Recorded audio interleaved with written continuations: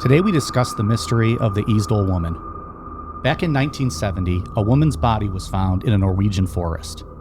Half the lady's body was burnt to a crisp, but the other half looked practically unharmed. To this day, the case is unsolved. In this episode, we'll discuss the investigation into this woman, taking a look at who she might be and how she came to be found burnt, full of pills, and dead. I'm Mike. I'm Ian. And I'm Dave. If you thought the Isdal Woman was Mike's new sex doll due to his diminishing skills in the pussy game, stick around. I have a burning suspicion you're not at all familiar with this case. This is Necronomipod.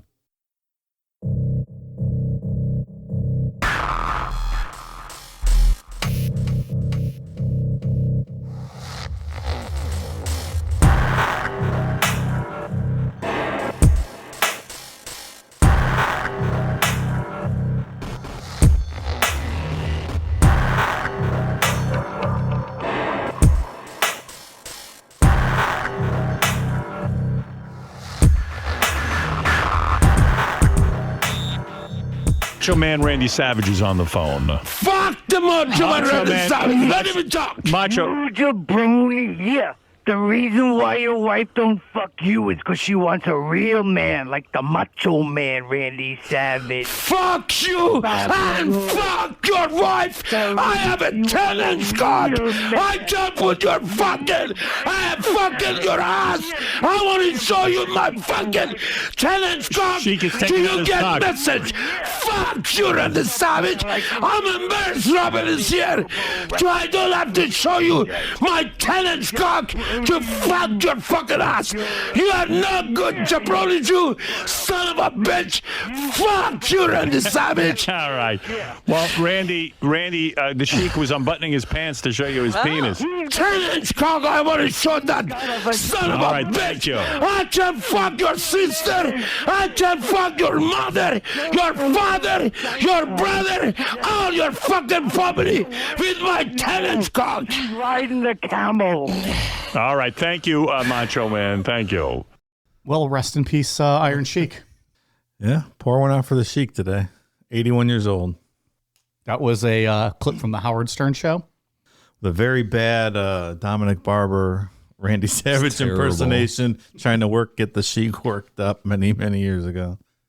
And it worked. His Twitter is so funny. He was great.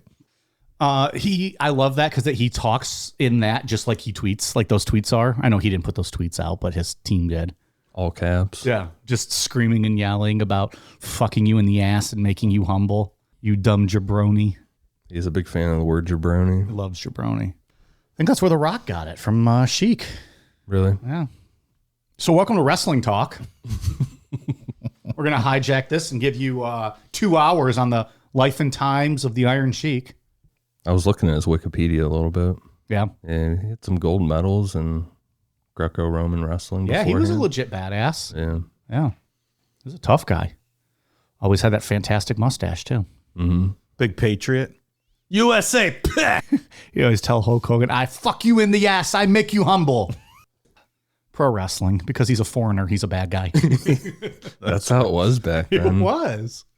Oh, you have Japanese, you come from Japanese descent? Thinking a Pearl Harbor gimmick for you.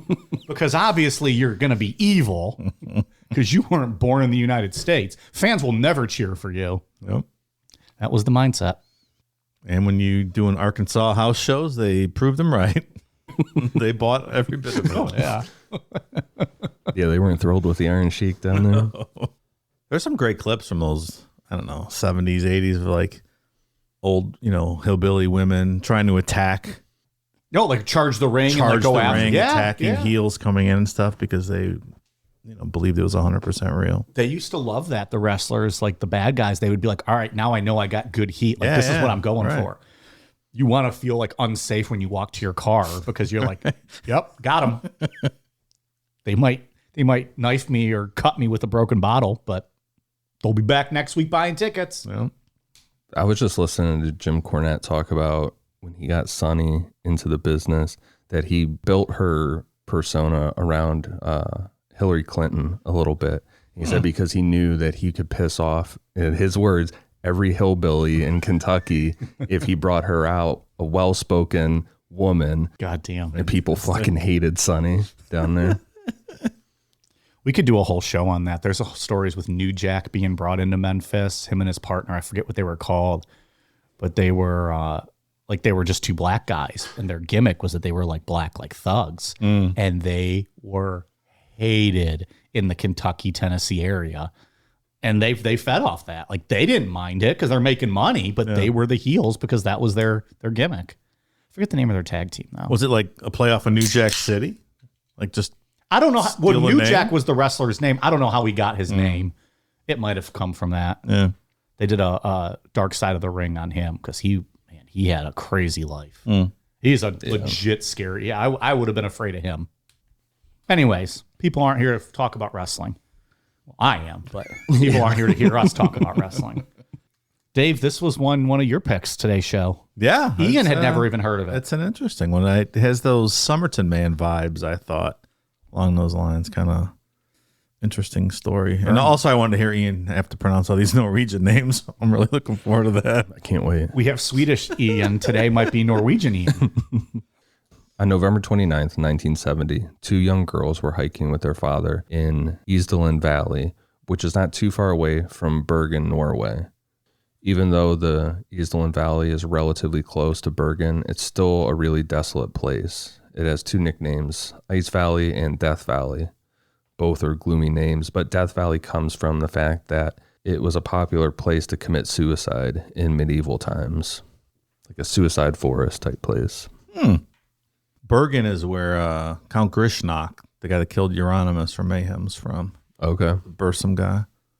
What was his name? Varg Vikernes? That sounds Count great. Grishnak. Is that 3 A's or 4 A's? It's a lot of A's. A couple of those like symbols over the that's A's right. and stuff. Maybe one day we'll do that Mayhem story. That's been pushed since December. Yeah, It was supposed to be November initially because it was going to be 2 weeks on Mayhem and then my 2 weeks, because Dave was going to do, and then my 2 weeks on Bobby Kennedy, and you were going to get the month off. Yeah. And then it got pushed to December, and then we booted it, and it hasn't even been discussed since. No. Just sitting there in Necronomapod purgatory. I found it very hard to work on that outline for some reason. I always have trouble with Hard my to put all outlines. the facts and Until- timelines together. I just always have to just start writing it, and then I let it kind of shape itself after. But I know what you mean. Like, it's just like overwhelming, and you're like, I don't even know where to begin with this. Yeah, that one was a lot for some reason, so I just didn't do it. That's it. And And then I didn't feel like reading the still book. sits. Like I just wasn't interested at the time. So Someday it'll be out there. We'll do that Yeah. show one day. Maybe for like our 400th episode. Oh, there you go. the older of the two girls walked ahead of her father and sister until she saw something that made her turn and run back to her father. He went to check it out, and what he found down the hill in between some boulders was the body of a woman. They hiked out of the valley and reported the body to the police, who immediately started the investigation. When the police got to the scene, they found a severely burnt body of a woman. The front of her body was completely charred and her face was unrecognizable. However, her back was pretty much untouched. Her hands were outstretched, kind of like in a boxing pose, which gave police their first piece of evidence that the woman had been burned alive. I guess when you're burned alive, your arms are generally stuck Yeah, I've read that too. because you're, I guess, flailing around maybe. Trying to reach for something, and yeah, I don't know. Seems like a horrible way to go, though. Certainly would not be in my top 5. Isn't it supposed to be really fast, though? Is it? I think. Seems really painful. It seems like a painful few seconds, though. Yeah. Maybe I'm making that up. I don't know. Much rather drown, I think, Oh, you think? than burn. I think so. I'd rather just shoot myself. We're gonna be honest. yeah, sure. Or do a bunch of pills and a fifth of bourbon and just go to That sleep. sounds even better. Yeah, I'm gonna go the coward way out. I don't want any suffering whatsoever. Yeah, I don't Even want like to know. when people like jump off things, like, what are you thinking about on the way down then? Like, do you have that last regret, that panic, like, oh shit, and there's nothing you can do? That's really scary. What's the last thing that goes through your mind? Your feet. There's that really high statistic on like people that survive suicide attempts are glad they survived and they regretted doing it. Like the Golden Gate Bridge. Yeah, there's a high number of people that when they, get out of the hospital, like, oh, thankfully that didn't work out. They say, I watched that whole documentary on people that jumped off the Golden Gate Bridge, and they say the second they jumped, they regretted it, knew it's something they shouldn't have done. Yeah, I wonder how many people, if you could give them a chance, would. Yeah, because it's not like you're struggling where like you're drowning or on fire. Like you're literally just falling. Yeah. So then what are you just thinking about? Next to her body, they found some items laid out. Police looking back on it said that the items looked ritualistic to a degree. They found an empty bottle of St. Halvard liqueur, 2 plastic water bottles, a plastic passport holder, blue rubber boots, a wool coat, a scarf, nylon stockings, an umbrella, a purse, a matchbox, a watch, 2 earrings, and a ring. Around the body were bits of burnt paper, and underneath the body there was a fur hat, which had a little gasoline on it. Lastly, all of the labels or logos on the products had either been rubbed off, like scratched off, or ripped off. Didn't the Somerton Man story have some sort of shade like that where the labels were torn off of the clothes, right? He did something special to his Something was clothes. different about the labels. Yeah, and he had things that wouldn't have been from Australia. Like, I remember there was that part of it. They were like tracking down. Didn't he have stuff from like thrift stores? Yeah, there was a whole thing with rationing during the war, so it wasn't unusual for people to have like the thrift store clothes when the labels were gone. Us talking about that with him. Maybe that's what it was. Yeah, that's why the little labels. That potential solving in that case. So we'll have to talk about that on a future Necro Overtime. There you go. I've been holding off on that because it kind of seems like they've solved it, but the police have never officially confirmed that finding. So I was kind of hoping to do it once it was made official. We'll put it in purgatory with mayhem. Someday we'll get around to it. Investigators were getting nowhere in identifying this woman until on the 3rd day of the investigation, someone suggested that they check out the railway stations and see if someone had left behind any luggage. Now, this is the Somerton Man. This is how they started to piece the clues together with him. They found his suitcases. Sure enough, at the Bergen railway station, 2 suitcases were booked in on November 23rd, and no one picked them up. So that would have been 6 days before the woman's body was found.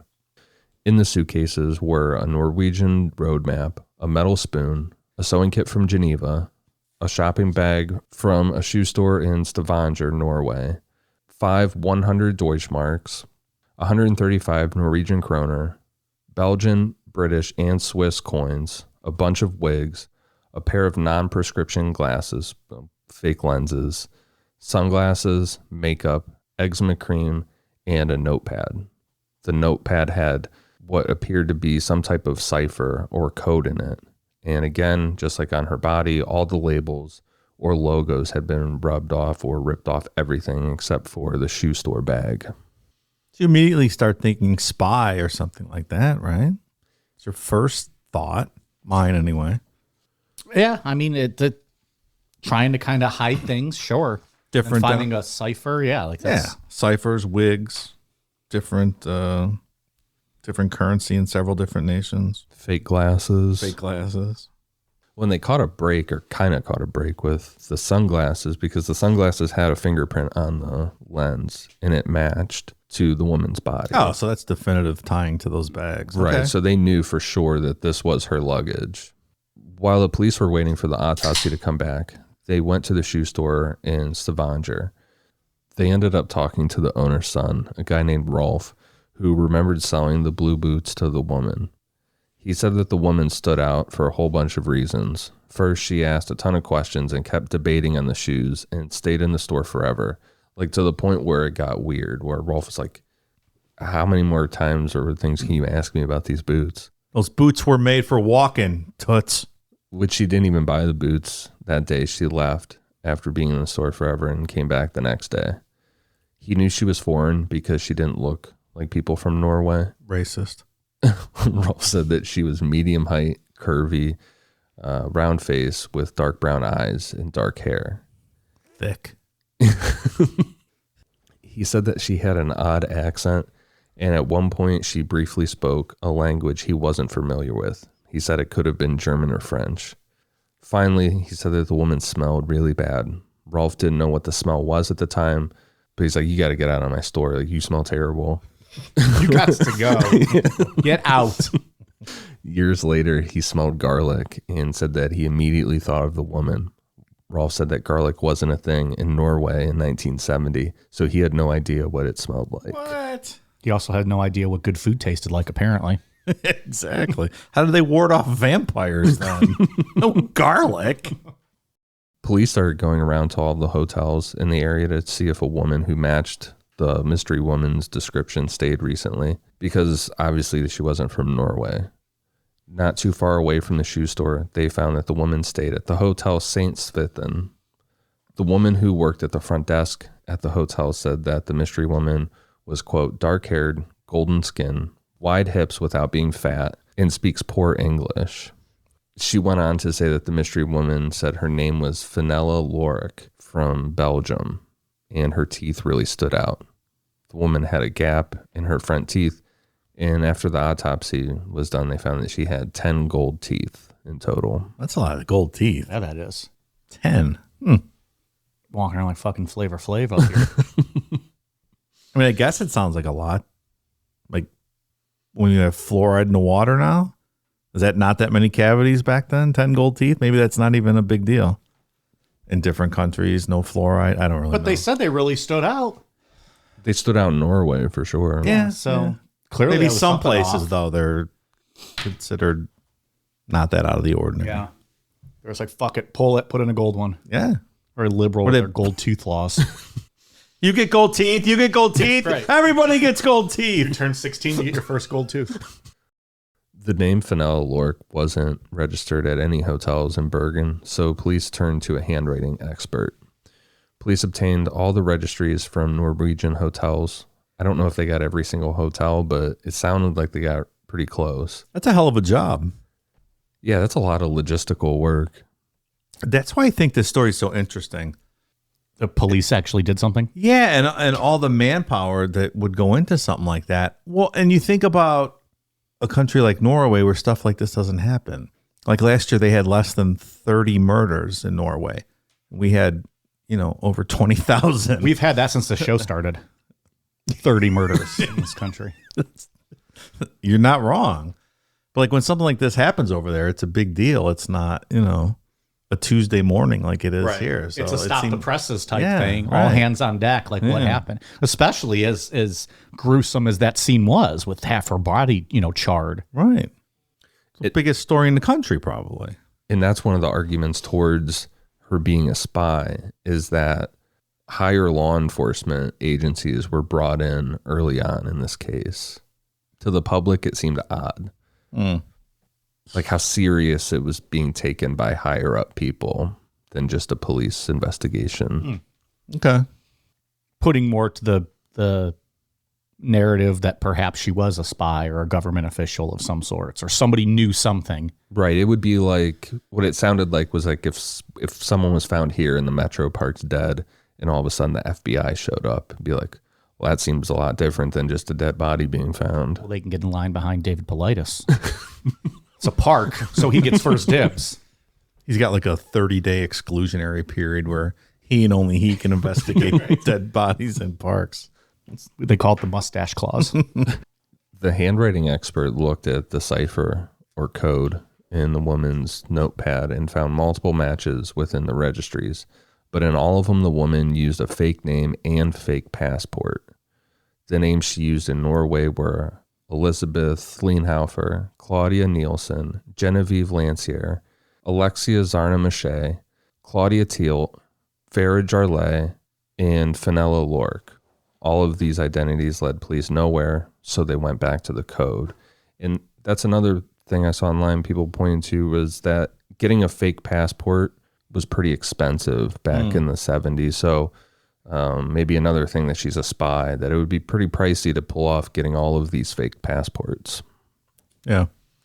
It's weird though to have that many fake identities. That's a lot of identities to manage. Maybe in your home base, but not with you on a mission. You wouldn't take all those passports? Seems unusual. Just the logistics of it, like carrying all that around and having it with you. And then if something gets lost and then all that's out there. And Yeah. Like at home, you might have those identities all available to you depending on where you're going to go, what your mission was. Then you take one on the road. Exactly. Yeah. At least according to all the spy novels that I read. I mean, like if I'm going on a 1 week vacation, like that's 1 week, I bring one pair of underwear. I'm not bringing 9 pairs of underwear. I keep those at home base, but you don't travel with all that. You're going to lose them all. That's overkill. You can't keep track. You bring one pair for 1 week. So the code ended up being a record of where the woman had been. So for example, the line 20M, 23M, O meant from the 20th to the 23rd of March, the woman was in Oslo, which this checked out with hotels in Oslo. So what investigators could figure out from the code was that the 20th through the 23rd of March, she was in Oslo. The 24th through 31st of March, Bergen. 22nd through the 28th of October, she was in Paris. On October 29th, she was in Stavanger. That was the boot place, right? Blue boot store? Yes. On October 30th through November 5th, she was back in Bergen. November 6th through the 8th, she was in Trondheim. November 9th through the 18th, she was back in Stavanger. November 18th, back in Bergen. From November 19th to the 23rd of November, she was still in Bergen, but she stayed at the Hotel Hordeheimen. Do you hoard a bunch of Heinens after you pop them? That's another radical left-wing conspiracy theory, the hymen. Fuck out of here with that. There is literally no scientific evidence that exists. He's like, I never heard of pop. I don't know what you're talking about. Never popped a hymen. No. Fake news, pal. Only cherry he ever pops a maraschino down his throat, drinking an old fashioned. See. Fun fact: I do not like old fashions and Manhattans. Can't get into them. You don't like the old fashioned either? I know you don't like the Manhattan. I don't like. It's just too. It's the sweetness. I can't do. I just like the bourbon, like just straight around the rocks. Yeah. I've never been able to get into Manhattans or old fashions. I like a good old fashioned with rye. You don't like Manhattans though. It's a little sweet for me. Yeah, I just couldn't get into either. I tried drinking old fashions for a minute. I was trying to get into whiskey, and I'm like, what am I doing? You're like, I'll stick with my 8 shots of Fireball. Yeah, like, this is not for me. I'll go eat a sponge and have a good sleep. Yeah, I'm not sophisticated enough. I like a good old fashioned. So I'm assuming that you looked at the picture of this code. I did. I tried to crack it, but I was unsuccessful. It's really weird looking. I'll text it to our thread so you can see it, Mike. There was solid work that was put into figuring out this code too. Mm-hmm. It's really confusing and weird. If somebody showed that to me, I wouldn't have thought that. No. That it would be a travel log. Nope. There's one line down at the bottom that says ML23NMM. That remains a mystery to this day. No one has been able to figure that out.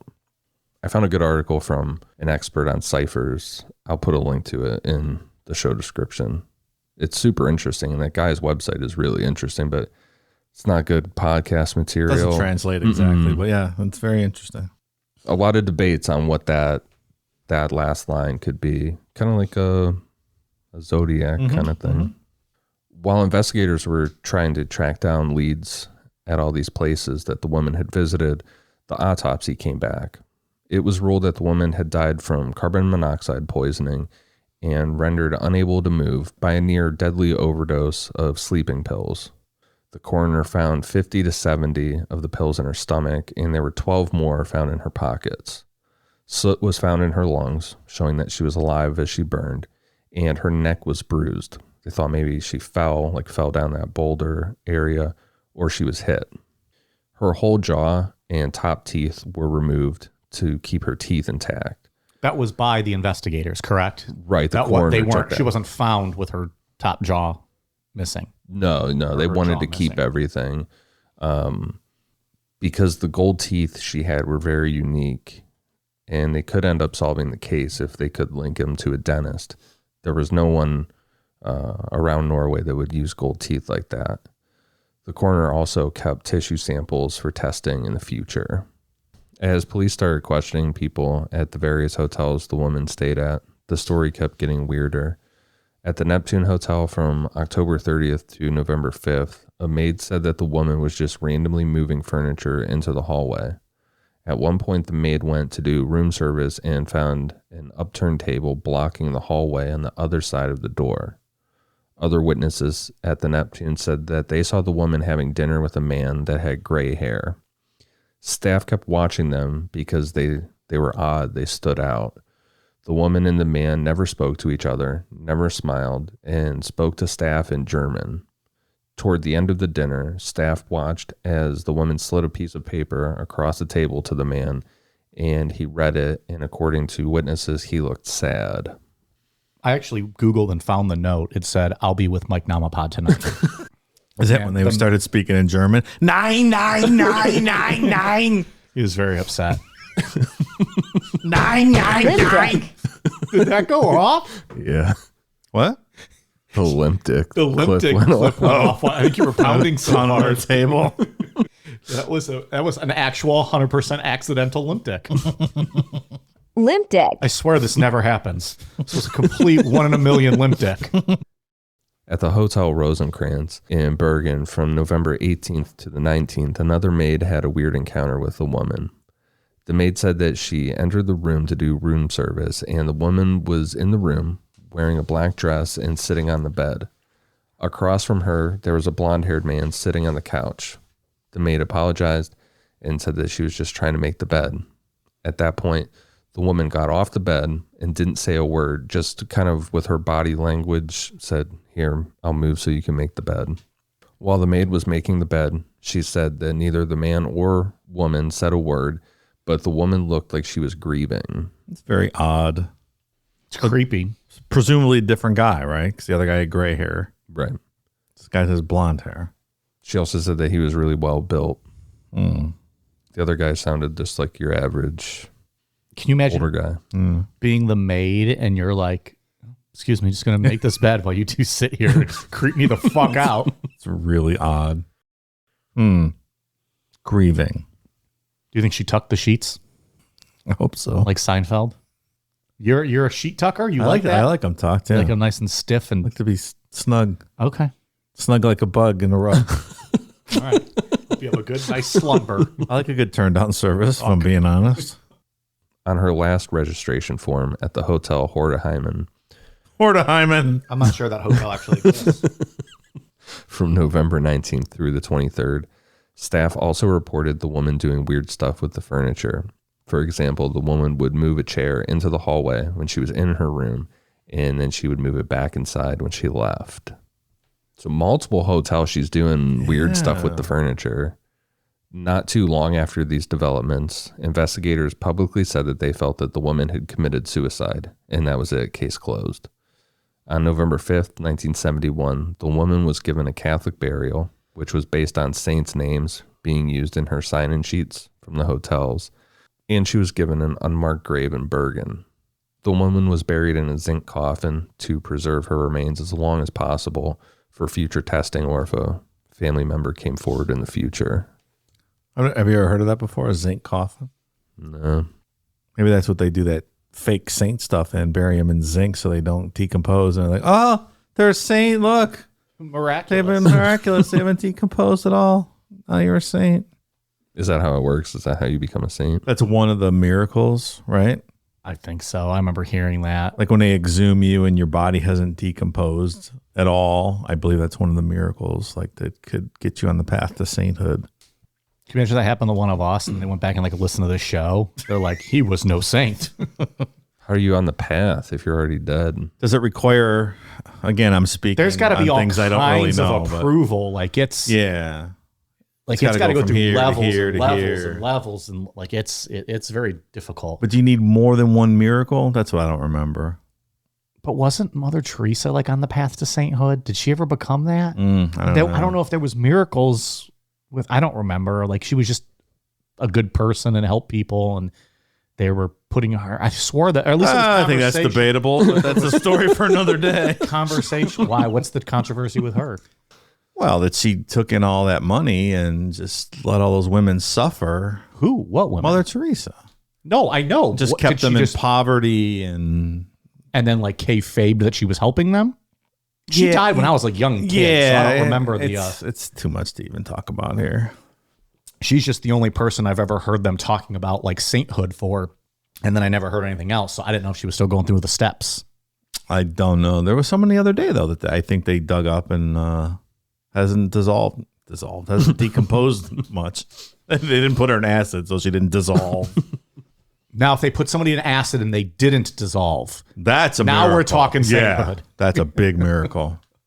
Maybe that should be the test. And then when we have no saints, we're like, We're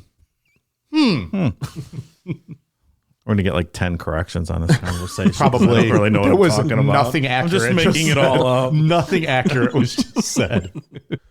There's a couple other witness reports that came to light over the years. One in 1991, a taxi driver who wanted to remain anonymous said that he picked up the woman at a Bergen hotel and she had a man with her. Blonde hair or gray hair? Couldn't find that detail. In 2005, a Bergen man who would have been 26 in 1970 said that after he saw a sketch of the Isdal Woman going around, he felt that it was probably a woman that he saw while hiking 5 days before the woman's body was found. He said that the woman he saw was dressed like she would be going out for dinner in a city rather than hiking, and she was walking ahead of two men that were dressed like they should have been going hiking. Oh, one blonde, one gray hair, presumably. Not confirmed. He said that the woman looked like she wanted to say something to him as he passed her, but she didn't speak. The man went to the police with the information because he said it just didn't feel right, but he was told to just forget about it. So he didn't know anything about this woman until 2005 when he saw that sketch. I guess what I'm getting at is like, did he say something initially? Was the sketch initial? Like, and if not, how did he remember 35 years later? Oh, that's that lady I saw on the hike. Well, I think we were talking about he went to the police and said it didn't feel right. They told him to forget about it. I think that means in 1970 he did that. And then in 2005, he came out with his and story. said, hey, this is what happened. Okay, back that then," makes sense. when there was probably some resurgence in the case. That makes a lot of sense. Yeah, you're not going to remember just a random face that long and then be like, hey, wait a minute. That was that girl I saw that one time. So that makes huge sense. story in the country from what I can tell. Well, that's right. That's why I asked. There's a bunch of sketches online of her. There's one that's just absolutely absurd. Is she looking as thick with 3 C's as Dave's fantasy has made her out to be? Oh gosh. It looks like that's like a really bad portrait of really bad portrait of Jackie Kennedy. That's ridiculous. That looks like one of those. Have you ever seen that painting of Jesus that was needed to be refinished in a church somewhere, and some old lady in the church decided to take it upon herself to fix the painting? Yeah. That's what it looks like. She fucking ruined it. I don't think I've seen that. It's the funniest thing. This is the most recent AI generated thing of her Yeah, with the gap in her teeth and stuff. that kind of resembles the sketch. There's a picture of her body too, and it's in black and white. It's not great. No. Like actual body from the thing. You could see her burned face a bit. You think there would have been more angles and more pictures? I don't know. Maybe there were, and they just never actually released it all. Perhaps. The case got new life in 2017 when the BBC did an article on it, and it kind of went viral. The following year, there was a podcast that presented all the evidence called Death in Ice Valley that was done by the BBC, and a big part of that was finding the woman's teeth in tissue samples, which they did, and sent them off to DNA experts. The DNA showed that the woman was older than investigators previously thought back in the 70s. On her hotel registration slips, she always put her age at somewhere between 25 and 30 years old. However, the DNA suggested that she was about 45 years old. The DNA also suggested that she was born in or near Nuremberg, Germany, but had moved to France or the France-Germany border as a child, which lines up with the handwriting analysis from the original investigation. When they were looking at that code and going through the handwriting, the expert back in the 70s felt that she had gone to school in France or somewhere on the border, Regarding her teeth, it's believed she went to a dentist in either East Asia, Central Europe, Southern Europe, or South America, which the South American theory lines up with the gold teeth that Raina Marquand had in that Patreon episode we just did. Oh, yeah. Because she had a couple gold fillings that really stuck out. Yeah. Not something that would have been done in the U.S. Right. We always bag on handwriting analysis, but I guess we'll take it at face value in this story. It's just, it doesn't hold up in court. Yeah. You know, it's like a lie detector test. Like, chances are lie detector tests are probably pretty accurate. Think so? I think they probably are.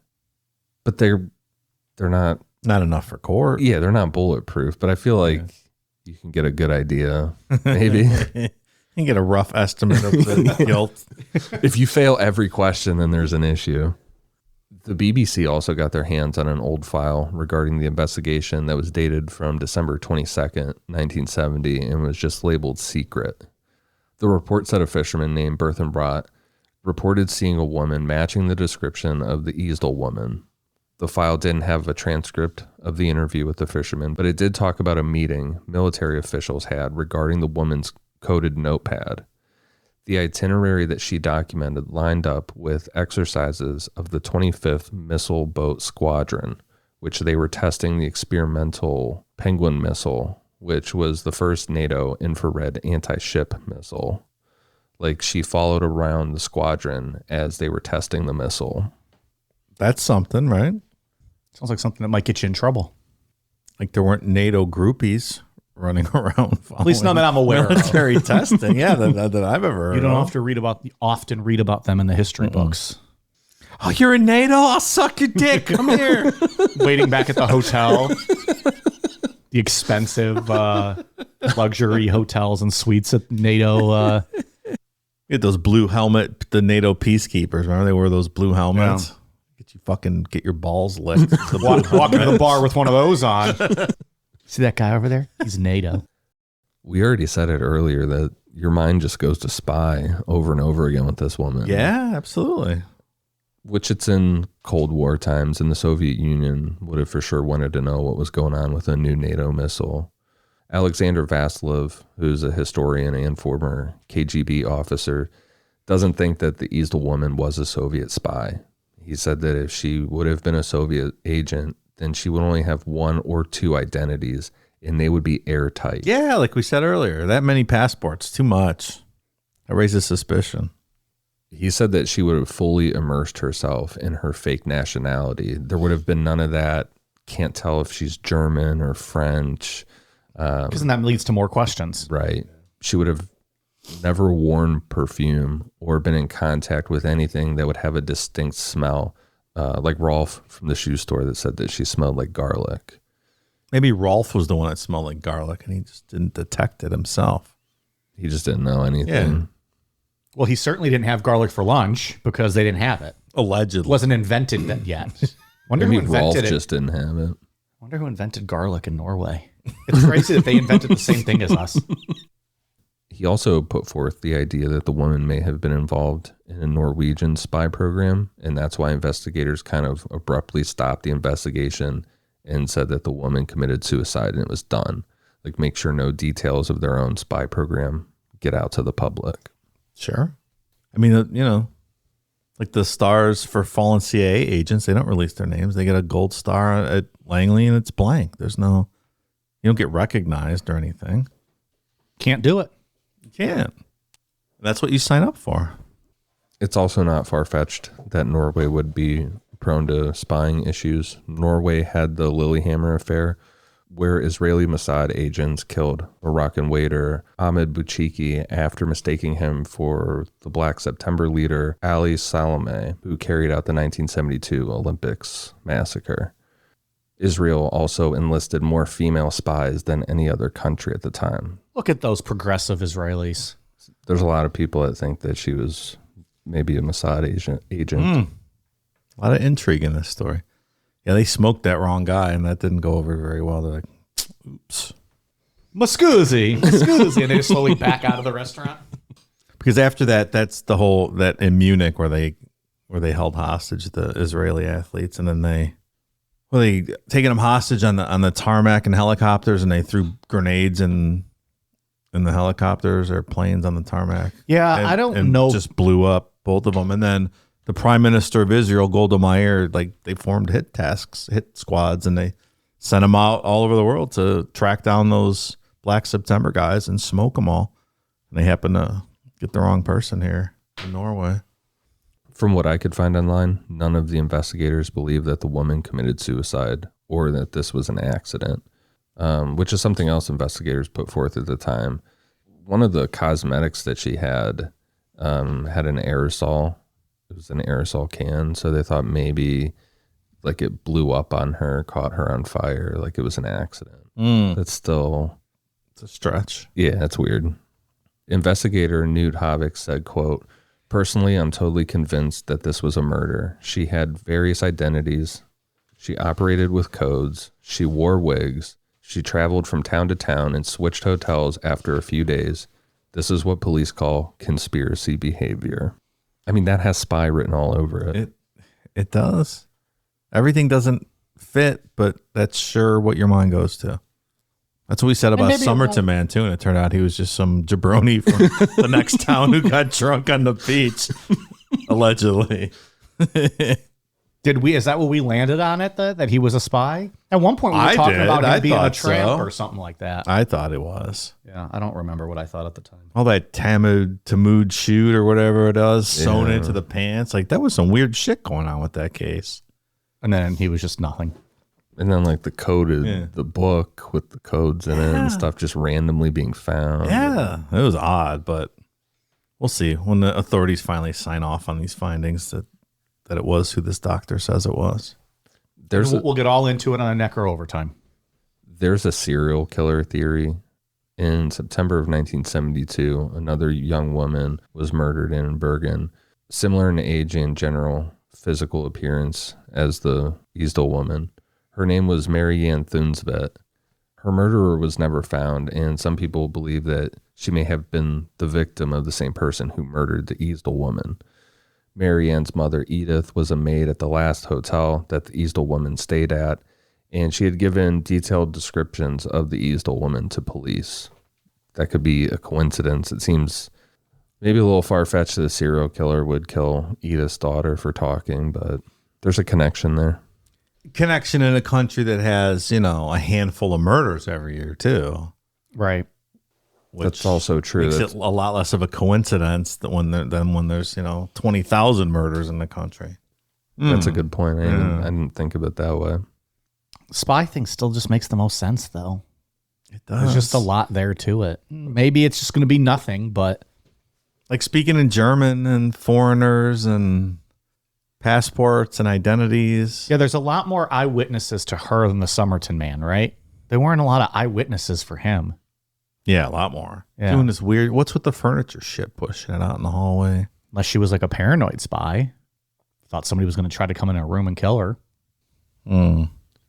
I feel like Maybe it was a sleeping pill. She'd just do weird stuff when she took the pill before she fell asleep. Like she went loopy.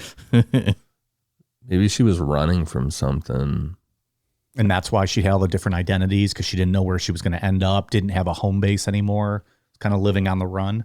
Yeah, maybe the chair thing was some type of a security thing. Like if you put a chair up against your door, maybe something like that. So like a disavowed spy or something that was with the Russians or somebody and was trying to get out. A woman without a country. There you go. That's kind of what I think, that she was trying to get away from something, but she was obviously caught. Why not just kill her and bury her? Why bring attention and burning her? Could it have been a suicide just to escape all the drama and the harm and the fear? Like, I'm not going to let them get me. I'll just get myself. Could be. Takes all the pills. That didn't work. So then she sets herself on fire somehow. The thing that makes me think that it's not a suicide is there was nothing found at the scene that was like the clear-cut thing that caught fire and made her burn like that. There was no... Because you would have found something, because she would have dropped it right there. Yeah, the only accelerant that was found was just a drop of gasoline on the fur hat that was underneath her body. Was she out? can we believe the story of the guy who saw her out walking with the two guys, and maybe something happened? They weren't planning on killing her. Maybe she killed herself. Maybe they killed her, but it was a spur of the moment kind of thing. And they tried to burn her, but they didn't really have the right, like you said, accelerant or something with. So it was kind of a half-ass burning attempt. That's why only the front of her was burned. It's not easy to burn a human body. No, it has to be very hot. Yeah. So maybe they just half-ass try at doing it, and they just kind of failed and got spooked. Maybe some groups came along and they took off out of there. I think it's like Who knows? It could be. These stories, it could be anything. If you find out, you're like, oh, yeah, all right, that makes sense. Yeah. Like it was nothing too crazy. Right. Like, oh, yeah. All right. Okay. Moving on.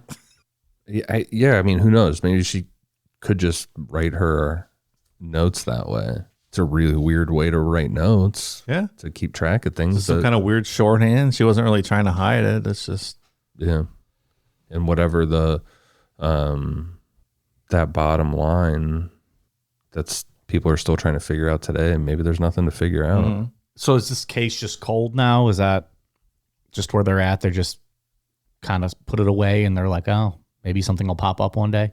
Last thing I did see a couple years ago, somebody was out there just digging around trying to find stuff, and they dug up an old bag that they were hoping might be connected, but there was nothing in it. It was just dirt. There wasn't really anything you could do with it. Maybe she had mental illness, and those were her friends that she was meeting with that were trying to help her, and like it really could be anything. It's hard to say with this kind of thing. Yeah, I mean, that could explain why she was just always sitting there like quietly, awkwardly when the maid was around or in the restaurant. Mm-hmm.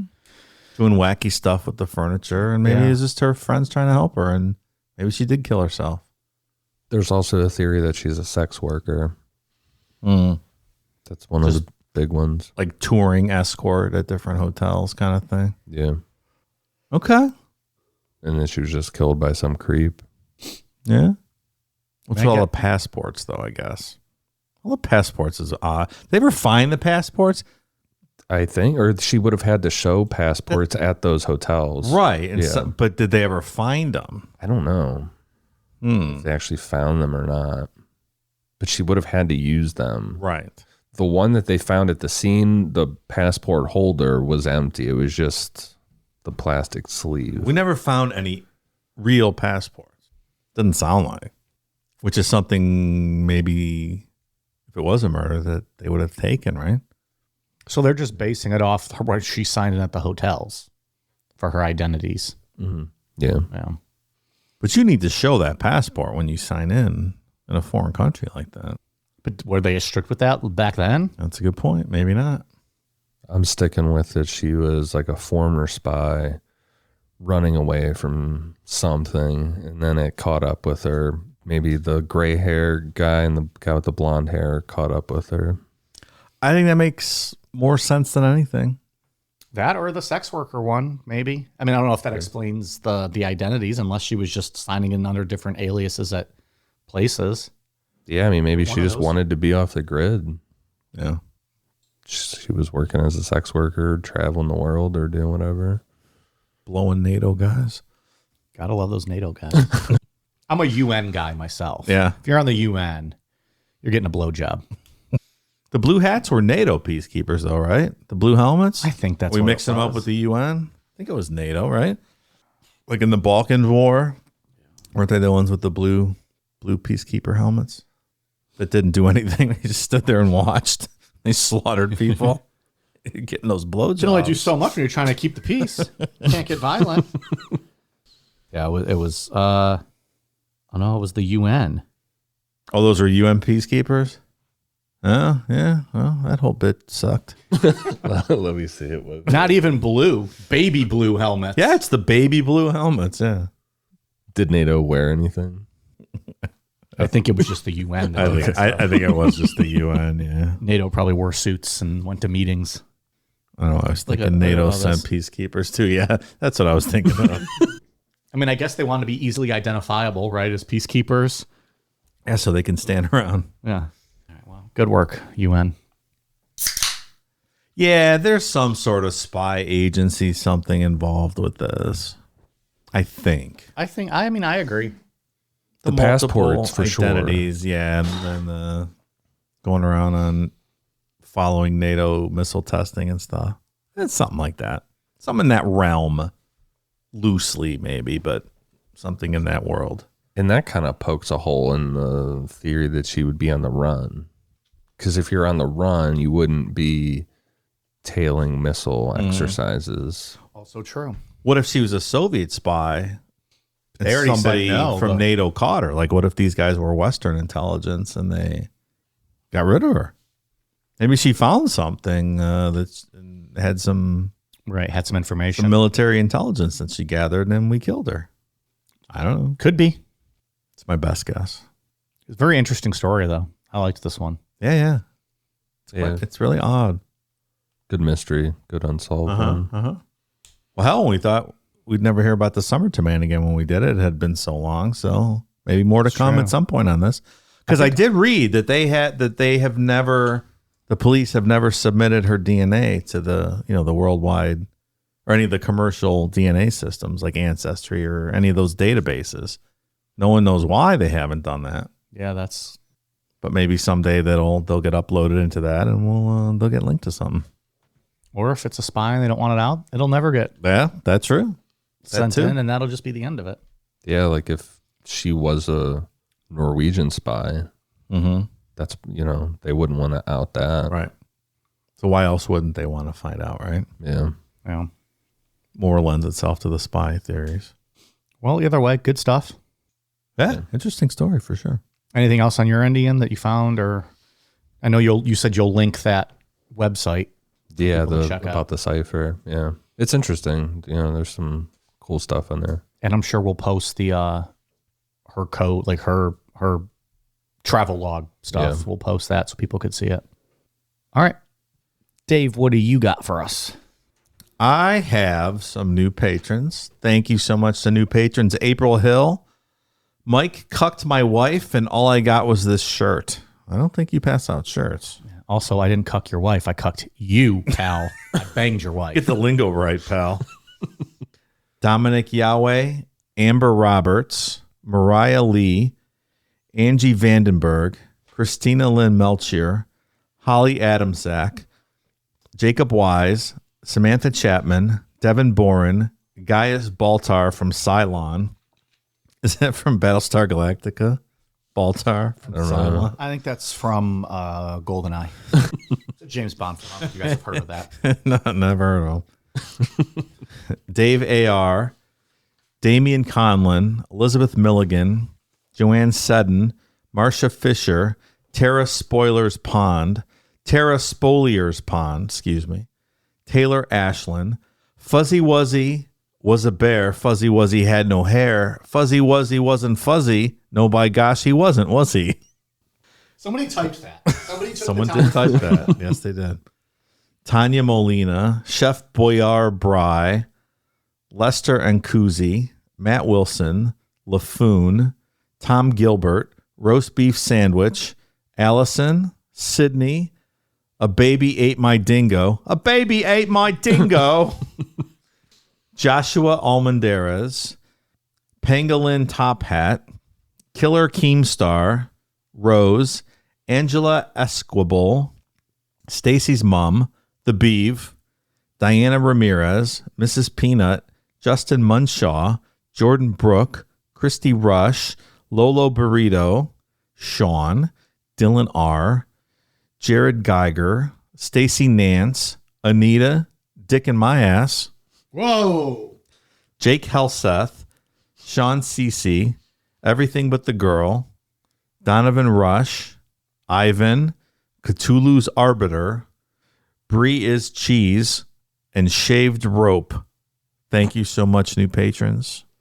Real quick, only because I respect the canned food business, especially when it comes to fine Italian dining. That Chef Boyar Bry, are you sure it wasn't Chef Boyar Brie, depending on how it was spelled?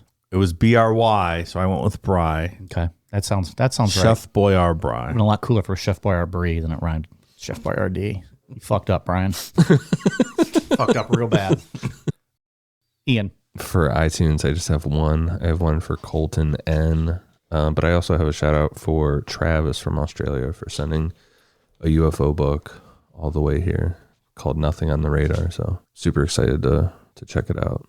The Australian UFO Research Network. Oh. What does that spell out? Alforn. Okay. Not the greatest. Do better, but thank you for sending the book. Australia Awesome. can do better in a lot of ways. Let's be honest.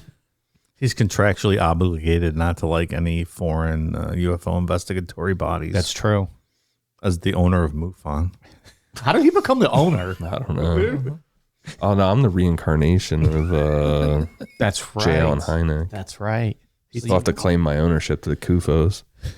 And then merge them into one giant conglomerate UFO intelligence agency. Just take all the reports. Yeah. And between Philip Politis having the national parks and you having the skies covered, I'll feel safe. I feel real safe. David Politis. What did I say? Philip. Oh, David Politis. I'm thinking You got Philip Class on your mind. Well, he's a classy guy. David Politis, sorry. My apologies to Mr. Stash. What else you got, Dave? I have an international iTunes shout out to Justin Burgess 1990 from Australia. Thank you so much for the kind review. A lot of Australia talk here at the end. How about that? I also have one more shout out to the Northern Arizona Candle Company. Sent us some delightful candles. They sent us one, I think it was like mint and eucalyptus or something. Oh. It's delightful. I have it lit at night in my office while I read. Very nice. Not by candlelight, though. Oh, well. I have electricity. Not the 1800s. Yeah, I have electricity. I can pay that bill. But the candle, it's very soothing and calm. Yeah. Calming. So Google them, social media, Northern Arizona Candle Company. Check them out. All right, we good? Anything else to talk about? That's all I have. Go out there and solve the Isdal Woman identity. Can you imagine when they do, how many messages we're going to get? Like with the Somerton Man one. All right. All right, you guys ready for a cool down beer? Cheers.